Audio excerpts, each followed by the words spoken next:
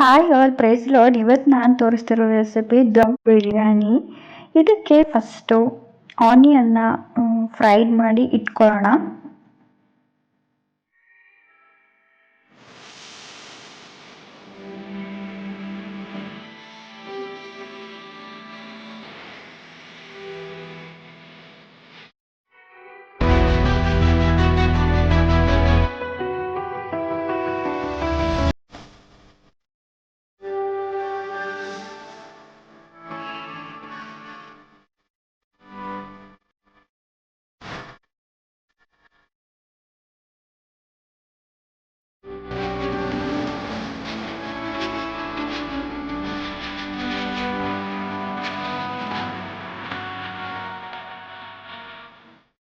ಈ ಒಂದು ಕನ್ಸಿಸ್ಟೆನ್ಸಿ ಬರೋ ಥರ ಫ್ರೈ ಮಾಡಿಕೊಂಡು ಸೈಡಲ್ಲಿ ಎತ್ತಿಟ್ಕೊಳ್ಬೇಕು.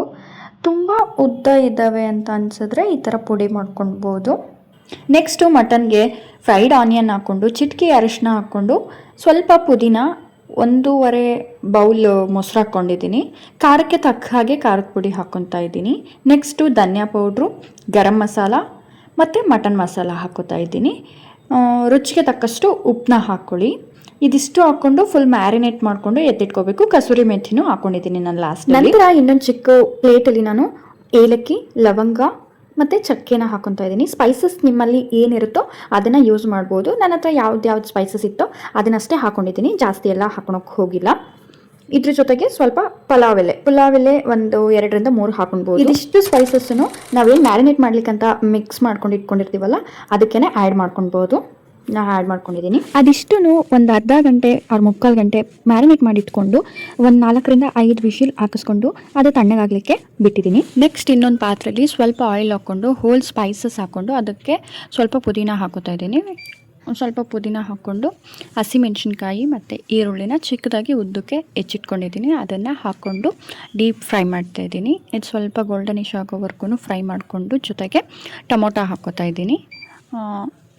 1 kg ಮಟನ್ಗೆ ನಾನಿಲ್ಲಿ 3 ಟೊಮೊಟೊ ಹಾಕ್ಕೊಂಡಿದ್ದೀನಿ, 2 ಆನಿಯನ್ ಹಾಕ್ಕೊಂಡಿದ್ದೀನಿ.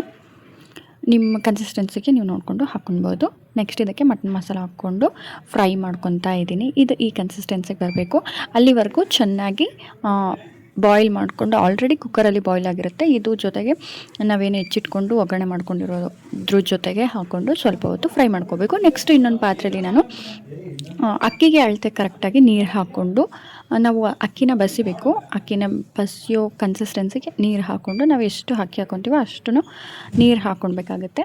ಆ ನೀರು ಜೊತೆಗೆ ಹಸಿಮೆಣ್ಸಿನ್ಕಾಯಿ, ಪುದೀನ, ಸ್ವಲ್ಪ ಸ್ಪೈಸಸ್ಸು, ಪಲಾವ್ ಎಲೆ ಹಾಕ್ಕೊಂಡು ಒಂದು ಕುದಿ ಬಂದಮೇಲೆ ಅಕ್ಕಿ ಹಾಕ್ಕೊಂಡು ರುಚಿಗೆ ತಕ್ಕಷ್ಟು ಉಪ್ಪು ಹಾಕ್ಕೊಂಡು ಚೆನ್ನಾಗಿ ಬಾಯ್ಲ್ ಮಾಡ್ಕೊಳ್ಬೇಕು. ಅಕ್ಕಿ 70% ಬೇಯ್ತಿದೆ ಅಂತ ಗೊತ್ತಾದಮೇಲೆ ಅದಷ್ಟು ಬಾಯ್ಲ್ ಆಗಬೇಕು. 70% ಬಾಯ್ಲ್ ಆದಮೇಲೆ ನೀರೆಲ್ಲ ಅಕ್ಕಿ ಎಲ್ಲ ಸಪ್ರೇಟ್ ಮಾಡಿಕೊಂಡು ನಾವೇನು ಇಲ್ಲಿ ಫ್ರೈ ಮಾಡಿಕೊಂಡು ಎತ್ತಿಟ್ಕೊಂಡಿದ್ದೀವಲ್ಲ ಈ ಫ್ರೈಗೆ ಬಾಯ್ಲ್ ಆಗಿರೋ ಅಕ್ಕಿನ ಹಾಕ್ಕೊಳ್ಬೇಕು. ನಾವೇನು ಸಪ್ರೇಟ್ ಮಾಡ್ಕೊತೀವಲ್ಲ ಆ ಅಕ್ಕಿನ ಹಾಕ್ಕೊಬೇಕು. ನಾನು ಇಲ್ಲೇ ಟೈಮ್ ಇರಲಿಲ್ಲ, ಅರ್ಜೆಂಟಲ್ಲಿ ತುಂಬ ಲೇಟಾಗಿತ್ತು. ಸೊ ಅದಕ್ಕೆ ಈ ಥರನೇ ನಾನು ಹಾಕ್ಕೊತಾ ಇದ್ದೀನಿ. ಆ ಫ್ರೈ ಪಾತ್ರೆಯಲ್ಲಿ ಈ ರೈಸ್ನ ಹಾಕ್ಕೊಳ್ಬೇಕು. 75% ಬಾಯ್ಲ್ ಆಗಿರೋ ರೈಸ್ನ ನೀರನ್ನ ಬೇರ್ಪಡಿಸ್ಬಿಟ್ಟು ಹಾಕ್ಕೊಳ್ಬೇಕಾಗುತ್ತೆ.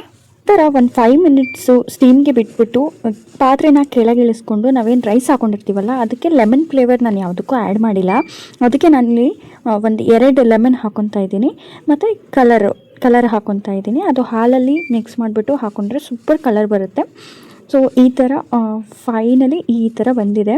ತುಂಬ ಟೇಸ್ಟ್ ಅಂತೂ ಅಲ್ಟಿಮೇಟ್ ಆಗಿರುತ್ತೆ. ಲೈಕ್ ರೆಸ್ಟೋರೆಂಟ್ ಬಿರಿಯಾನಿ ಟೈಪಲ್ಲೇ ಇರುತ್ತೆ. ಎಸ್ಪೆಷಲಿ ಹೈದ್ರಾಬಾದಿ ಬಿರಿಯಾನಿ. ನಾನಂತೂ ಟೇಸ್ಟ್ ಮಾಡಿದ್ರೆ ಸ್ವಲ್ಪ ಸಾಲ್ಟ್ ಕಡಿಮೆ ಆಗಿತ್ತು, ಬಿಟ್ಟರೆ ಅಲ್ಟಿಮೇಟ್ ಆಗಿರೋ ಬಿರಿಯಾನಿ ಅಂತೂ ನಮಗೆ ಸಿಕ್ತು ಅವತ್ತು. Hotel style, restaurant style, Hyderabadi hotel restaurant ಸ್ಟೈಲಲ್ಲೇ ಒಂದು ಸೂಪರ್ ಆಗಿರೋ ಬಿರಿಯಾನಿನ ಮನೆಯಲ್ಲೇ ಮಾಡ್ಕೋಬೇಕು ಅಂದರೆ ಈ ಮೆಥಡ್ನ ಡೆಫಿನೆಟ್ಲಿ ಫಾಲೋ ಮಾಡಿ. ನಿಮಗೆ ಸಕ್ಕ ಟೇಸ್ಟಿ ಆ್ಯಂಡ್ ಯಮ್ಮಿ ಆಗಿರೋ ಬಿರಿಯಾನಿ ಸಿಗುತ್ತೆ.